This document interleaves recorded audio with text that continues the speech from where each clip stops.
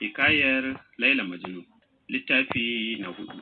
Idan ba a manta ba, a cikin littafi na 3 mun tsaya a inda Laila ta samu kokwanto cewa abincin da take aikawa da shi Majnun ake ba ko kuma wani shi.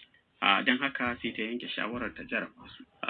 Saboda haka sai ta ɗauki wuƙa ta ba ma kuyanga ta kuma gaya mata yadda za ta yi. So yanzu kuma za mu ci gaba.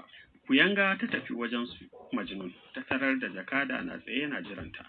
Tana zuwa ya so mai yi mata sannu da zuwa, ya miƙa hannu da nufin ya karɓi gara.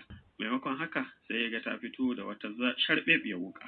Ta ce Laila ba ta da lafiya, ana buƙatar jinin masoyinta kwalba ɗaya, wanda da shi za a haɗa maganin. Shi ya sa na zo wajenka na ɗiba. Yana ganin haka sai jikinsa ya kama rawa, ya ce to ni dai ba masoyinta ba ne, kuma ba ni ne Majnun ba, gashi can a zaune. Ta wuce zuwa wajen Majnun ta faɗa masa kamar yadda ta faɗa wa jakada. Yana jin haka ya karɓi wuƙa da hanzari, ya sumbace ta, sannan ya ce ina gode wa Allah da ya kaddara cewa jinina ne zai warkar da ciwon masoyiyata. Ya darzaza wuƙar nan a hannunsa, maimakon jini ya zubo sai wajen ya yi fari fat, alamar babu jini. Ya sake keta wani wurin, nan ma babu jini, saboda bai ci abinci ba, ballantana a samu abin da ake bukata. Da ya ga haka sai ya soka wuƙa a hammatarsa, inda babbar jijiyar jini take.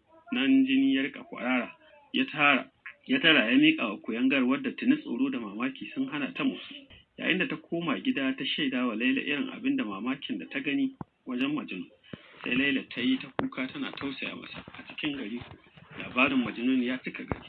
Sai aka samu wasu shakiyan matasa suka ɗauko kulake suka nufi inda yake. Tun daga nesa da jakada ya hango su sai ya hau taguwar, sai ya sulale ya bar Majnun yana waƙe-waƙensa. Sannan kamar yadda ya saba, matasan nan na zuwa suka hau bugunsa suna shuri da naushi da yakushe, suka ɗaure shi da igiya, sannan suka tsaya daga nesa suna jifansa. Da Laila ta ji labari sai ta sheƙo da gudu ta zo ta kare shi daga bugun mutane, ta rika zagin su tana korar su. Shi kuwa duk da yana ɗaure ga bugu da ya sha, amma sai ya ji ransa ya yi fari fat daga nan a bar begensa, ya rika ambatan sunanta yana cewa Laila, Laila, Laila, Laila ta wace, domin akan ki ne na haukace. Wasu na kallo na wai na karkace, to amma fa yau na samu dace da ganin hasken ki ya masoyiyata. Iyayen Laila suka turo aka tafi da ita gida tana kuka. Da suka ga lamarin ya wuce sanin su, sai suka yi shirin yin balaguro na wani lokaci, domin a tsammanin sa idan suka tafi suka jima Majnun zai gaji da neman ta har ya saduda ya haƙura. Suka shirya kaya suka tafi wani gari da basu ambata ba, gudun kada ya ji ya bi su a can. To amma kafin su tashi Laila ta rubuta takarda a boye ba wa kuyangarsa. Ya buɗe ya karanta cewa masoyina bulaguro za mu yi wani gari mai nisa, haɗuwar mu za ta yi wuya. Idan za ka iya mu haɗu a zangon farko cikin Sahara. Yana gama karantawa ya ce da kuyangar ki gaishe ta da kyau, kuma ki faɗa mata cewar ina nan tafi. Lokacin da su Laila suka sauko a zangon farko, ta tafi ita da kuyangarta zuwa inda ta ce masa ya je za ta same shi. A tsammanin ta bai isa ya zo wurin ba a wannan lokacin, domin su a abin hawa suke, shi kuwa a ƙasa yake. Tana zuwa ta same shi ya haɗa kai da gwiwa yana ta kiran sunanta Laila, ya Laila, ya Laila.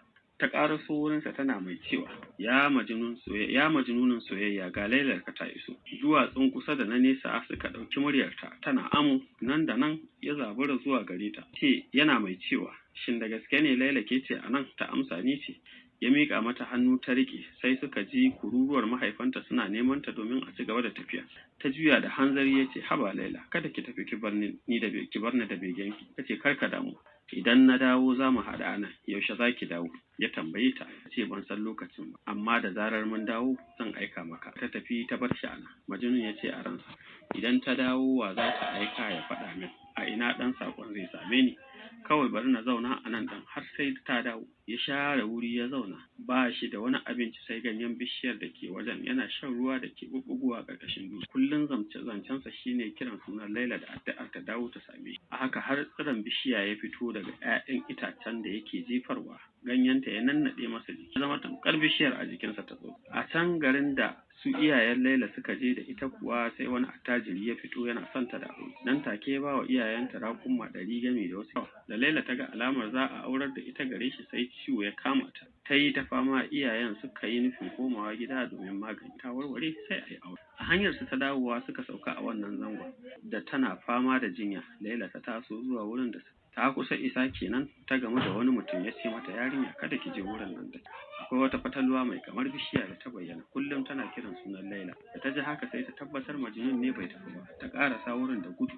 Yana ganin ta yayi zumbur ya miƙe tsaye yana farin ciki cewa, Laila kin cika alƙawari, Laila ke ce kuwa, Laila za ki aure ni? Kasancewar ya jima sosai a zaune baya miƙewa sai jiri ya ɗebe shi, lokaci guda kuma zuciyarsa ta buga saboda tsananin farin ciki, kansa ya gwaru da dutse. Laila na ganin irin wannan sadaukantarwa ta kasa haƙurcewa zuciyarta, don haka zuciyarta na raurawa, kirjinta ya yi matuƙar kunci, nan take numfashinta ya ɗauke ta faɗa a wajen mata. Bayan wasu lokuta aka iske gawawwakinsu sai aka binne su kusa da kusa. Wannan shine ƙarshen hikayar Laila Majnun.